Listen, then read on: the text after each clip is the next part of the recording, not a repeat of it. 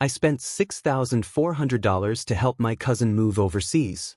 Then I got a message, "You're not invited to her farewell dinner. It's more of a family thing." My mom's only reaction? "Why are you making this awkward?" So I kept quiet. I paused the travel funds I'd set up for her and went ahead and updated my name off the lease. Later that night, 10:56 p.m., my aunt sent over a voice message. I played it twice just to make sure I hadn't misheard. When she first asked for help, I didn't think twice. Lily had always been that kind of person. She made big, bold plans but needed someone steady in the background to carry them through. Moving to Berlin for her art program sounded exciting, even gutsy. And at that point in my life, I was in a position to step up. So I did. I covered her flights, the visa process, her apartment deposit, and the first 2 months of rent. It all added up to $6,400. It wasn't a loan. It wasn't some favor I expected repayment for. It was just me showing up. Because, in my mind, that's what family's supposed to do. I didn't expect a card or a thank you gift. I just wanted to be there when she left. To tell her goodbye. To feel like I was part of something that mattered. She told me the dinner would be simple, nothing over the top. She mentioned it during one of our calls while we were going over her embassy appointment checklist. Said it'd just be close family and a few good friends. Naturally, I figured I'd be there. She always told me I was her favorite cousin. I helped write her resume. I edited her grant proposals, every single one. I even stocked her fridge that last week of finals when she couldn't think straight. But then, at exactly 3:42 p.m. the day before the dinner, I got a text from her mom. My Aunt Claire. "Hey, just a heads up. We're keeping the dinner super tight. More of a family thing. Hope you understand." At first, I stared at the message, convinced I'd misunderstood something. But then it clicked. More of a family thing meant I wasn't considered part of that family. No call. No real explanation. Just a casual rejection, tossed into a text and sealed with an emoji. I didn't respond. Didn't ask for clarity.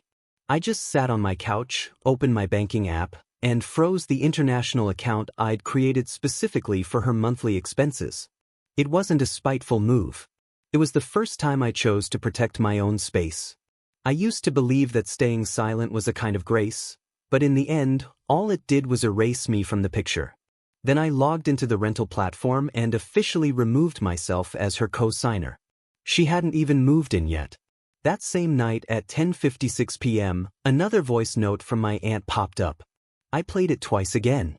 Her tone was calm, almost like she'd rehearsed it. "Sweetheart, we're just trying to keep things simple. It's not personal. You're making this awkward." That word stuck in my head, awkward. Like I was the one causing a scene. Like I was the outsider barging into a space where I wasn't wanted. So again, I didn't.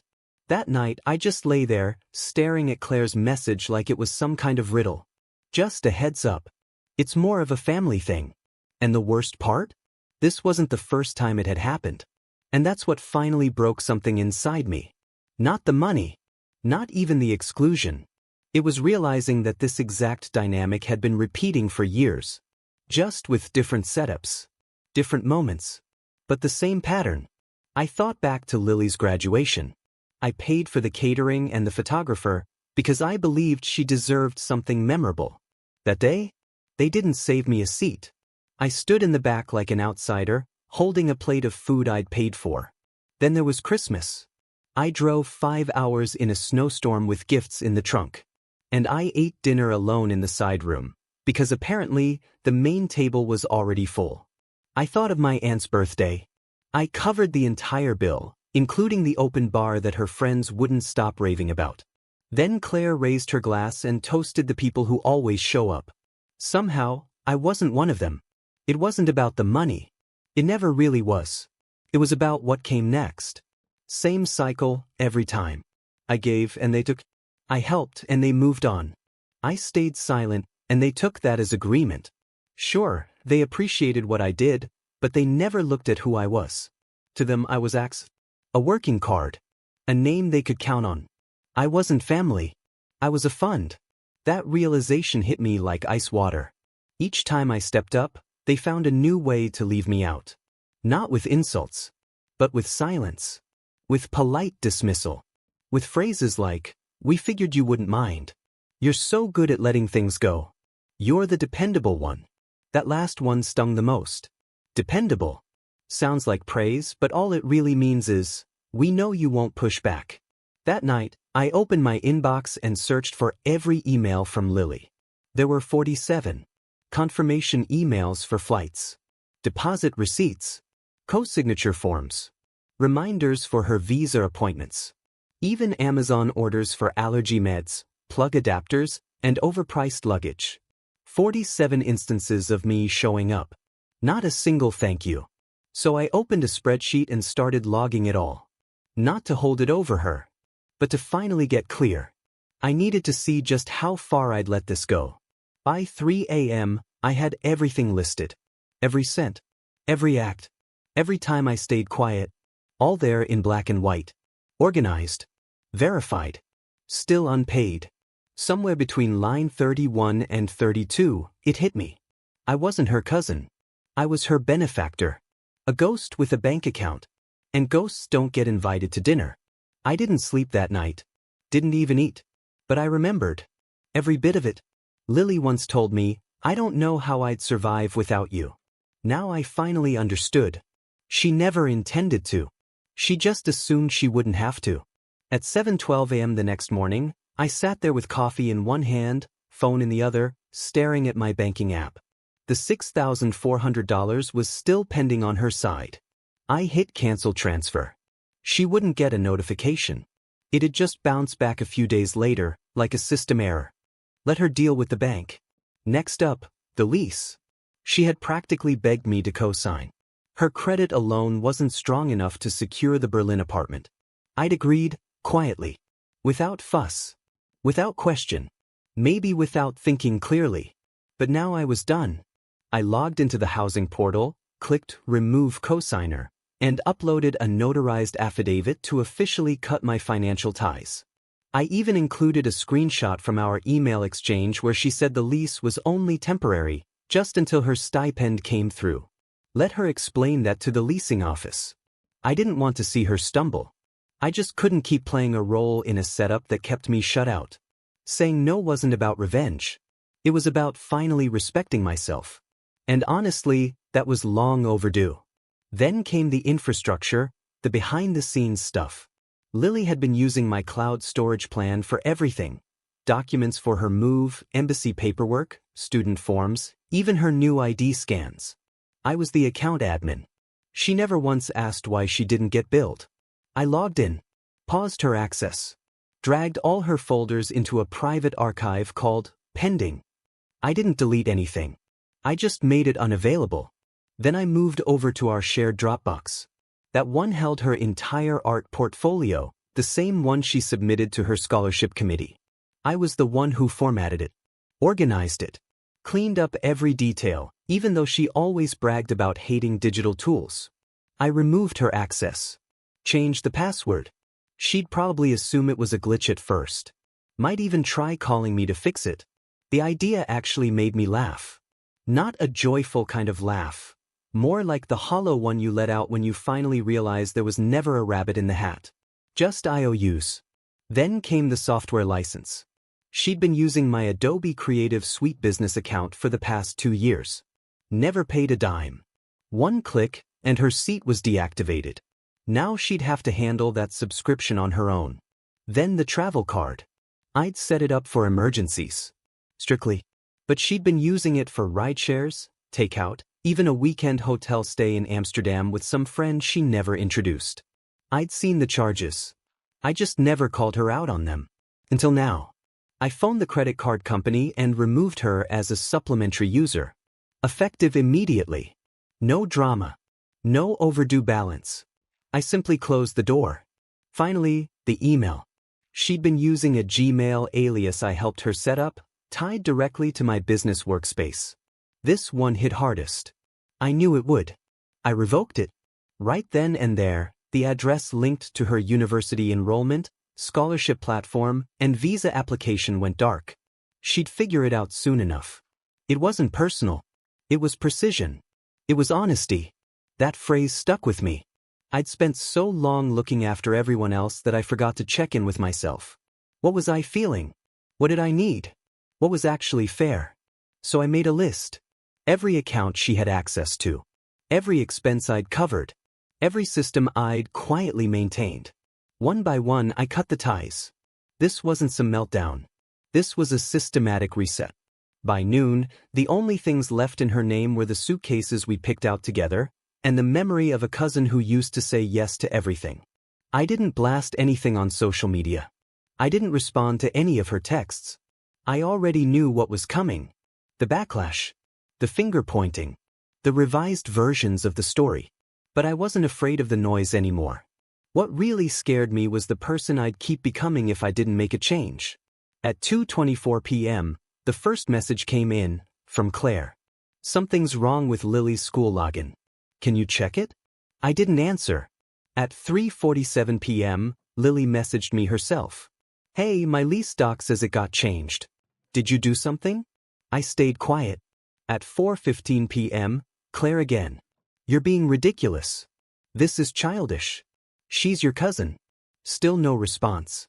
By 6:30 p.m., I had 3 missed calls from Lily, 4 from my aunt, and 1 from some unknown number, probably a friend trying to smooth things over. Didn't matter. I'd built this system. They'd used it like it came with no strings. Now I was simply pulling the plug on access I had granted. There's a saying in business, if you're not paying for the product, then you are the product. And I was done being what they sold. At 9:02 p.m., I got a voice message. Claire again. This time no emojis, no sugar-coated tone. Just clipped frustration. Practiced anger. I hope you realize the damage you've done. Lily's heartbroken. You abandoned her when she needed you most. Family doesn't behave like this. I listened to it twice. Wanted to hear what she said. Wanted to notice what she didn't. Not once did she mention the money. Not the support. Not the long paper trail of quiet effort. Just emotions, the kind they only brought up when the support dried up. So I archived the message and opened a blank document. Title, They Never Said Thank You. I knew writing it down wouldn't change the past. But it helped me recognize the cycle I'd let repeat for too long. The one where love came with conditions, but appreciation never showed up. First line, $6,400. Second, my silence. Her seat at that dinner. I wasn't invited anymore. And now neither were they. Not into my peace. Not into the work I do. And not into the system they mistook for a family legacy. By the time the evening rolled around, my phone looked like a war zone. 21 unread notifications, missed calls, voice notes, and a wave of incoming damage control. And it started just as I expected. Claire in the family group chat. He's ignoring us. This is all so unnecessary. Lily sent a gif of a teary-eyed puppy. Not a message, more like a quiet signal. A play for sympathy.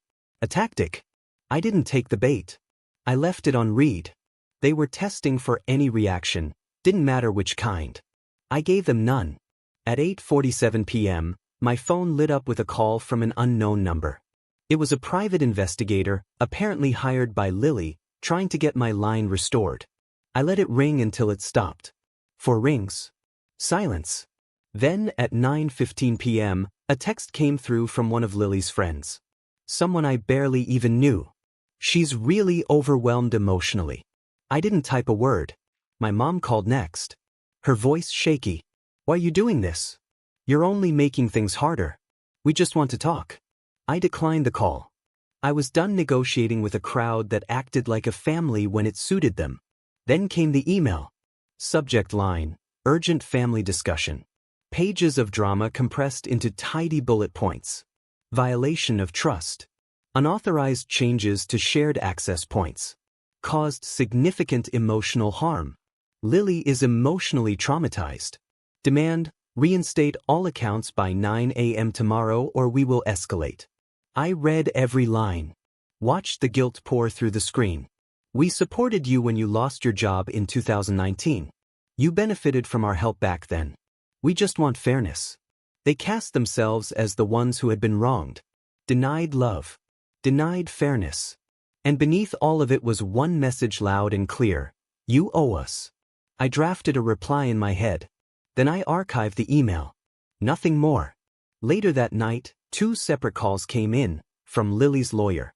They wanted to talk about damages. Emotional distress. Loss of scholarship opportunities due to restricted access. A lump sum was mentioned.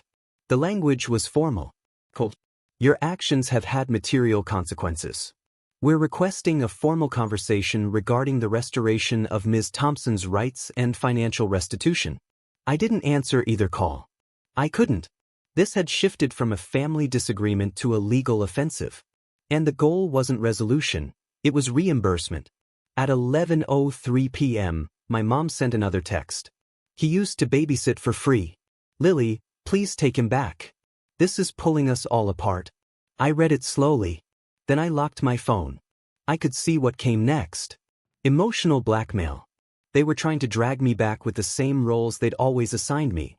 The helper, the fixer, the dependable one. This was their playbook. Step 1. Guilt. Remember 2019? Step 2. Emotional bait. Lily is suffering. Step 3. Legal force. Our attorney has contacted you.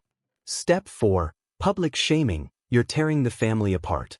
It was manipulation dressed as concern. A pattern.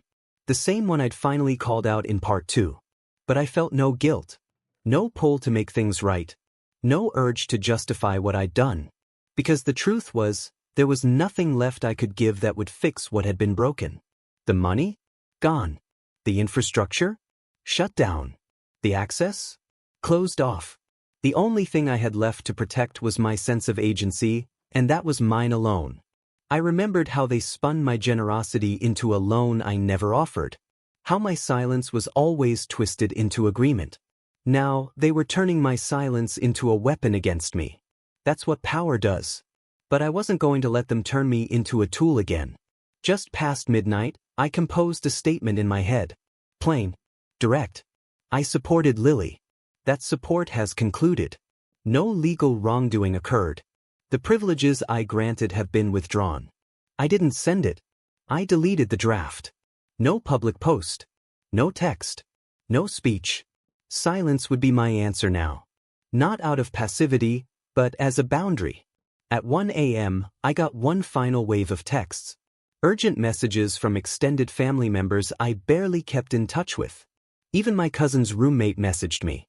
"We're so sorry this happened. Are you okay?" It felt staged. Sympathy wasn't care. It was surveillance in disguise. I ignored it all.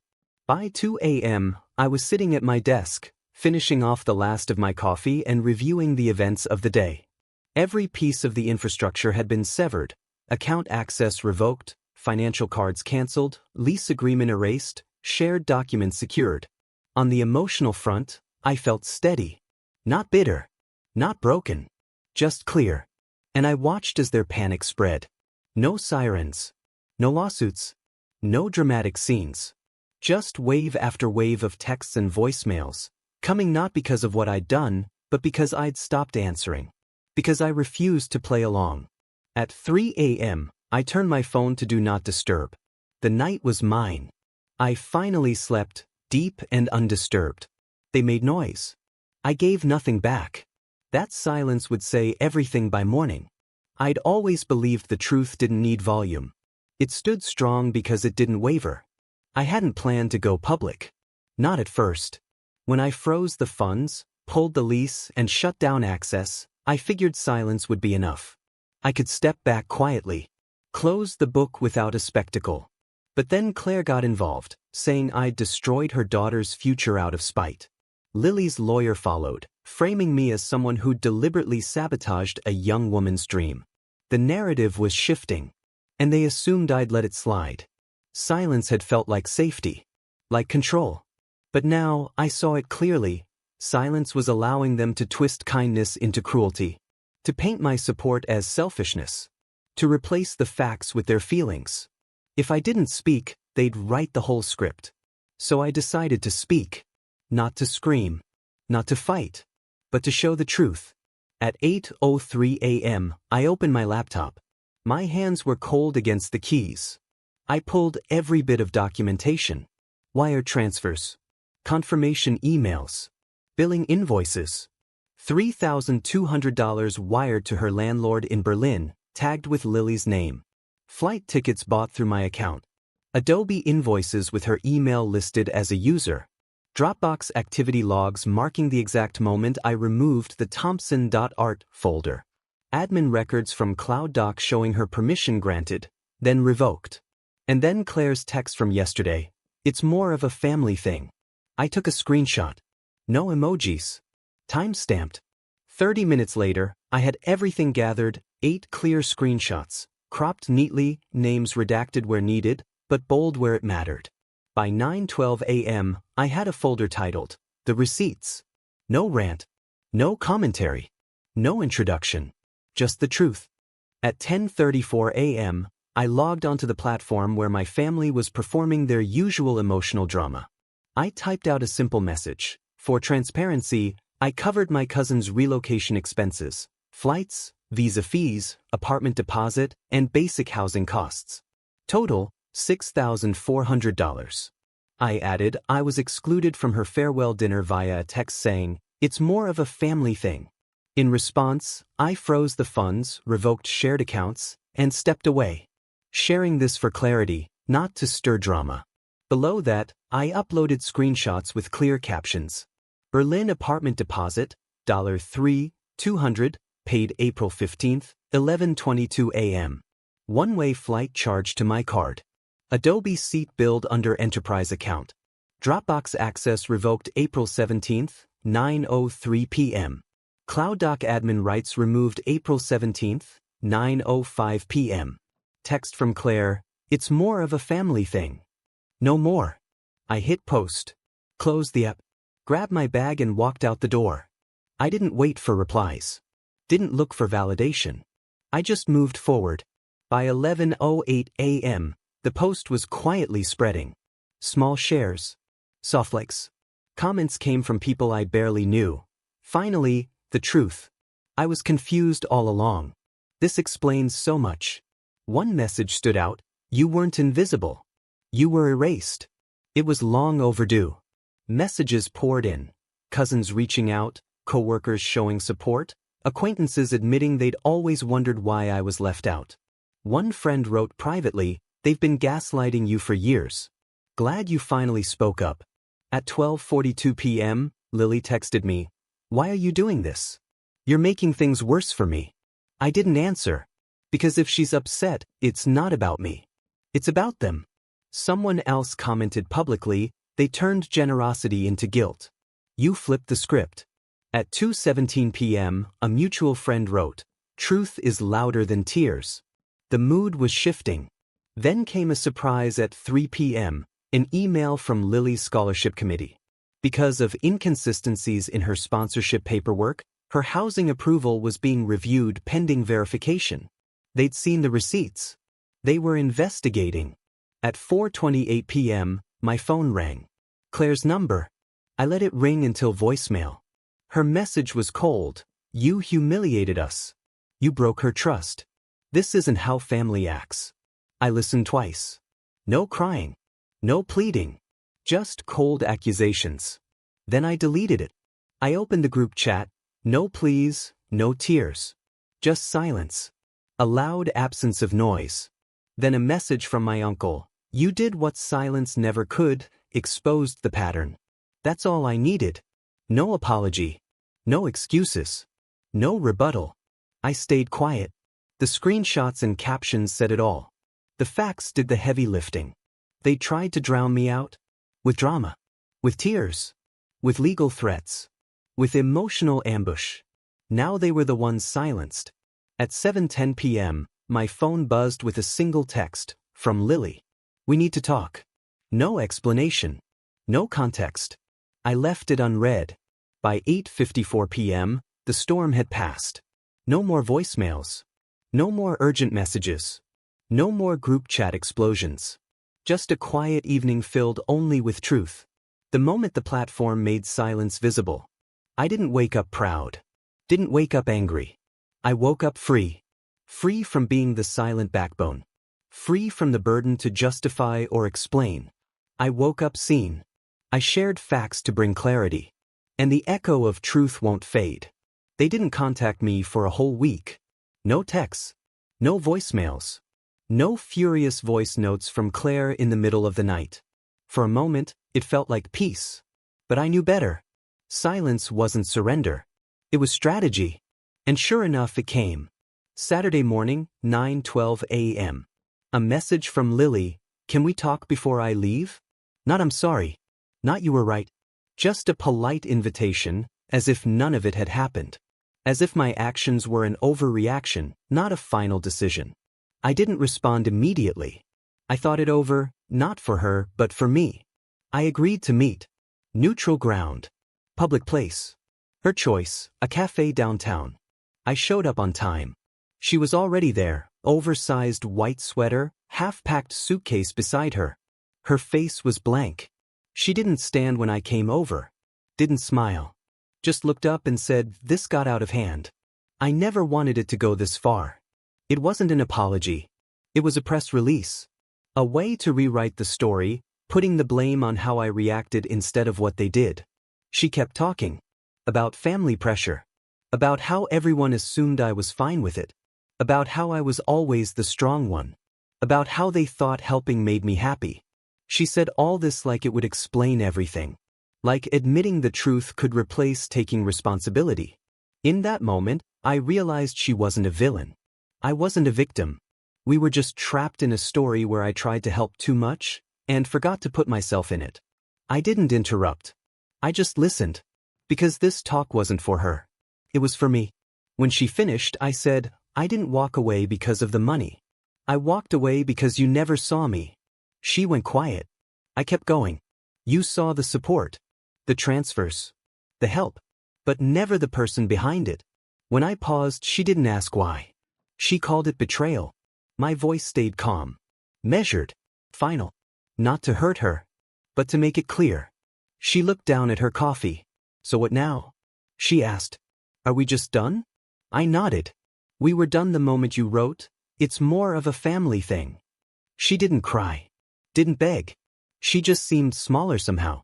Not broken, just finally aware of what we'd lost. I stood up, pushed my chair back. Have a good trip. Then I walked away. Didn't look back. It wasn't about winning. It was about drawing a line. The control didn't end when I canceled the funds. Or when I posted for clarity. It ended right here. In this quiet goodbye. They no longer had access, not just to systems, but to the support I once gave.